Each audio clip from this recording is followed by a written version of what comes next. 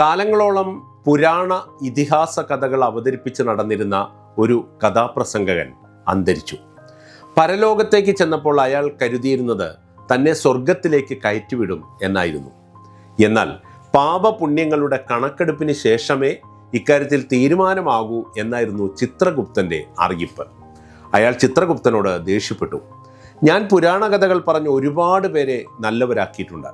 കള്ളന്മാരെയും മദ്യപാനികളെയും ഒക്കെ സൽസ്വഭാവികളാക്കിയ എനിക്ക് സ്വർഗം ലഭിക്കില്ലെന്നോ? ചിത്രഗുപ്തൻ പറഞ്ഞു, താങ്കൾ പുരാണ കഥകൾ പറഞ്ഞു എന്നത് ശരി തന്നെ, പക്ഷെ അതിനുള്ള കൂലിയായി പണവും സ്വീകരിച്ചിട്ടുണ്ട്.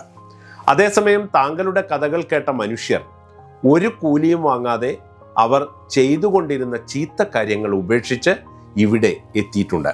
അതുകൊണ്ട് അവർക്ക് സ്വർഗത്തിൽ ഇടം ഉറപ്പാണ്.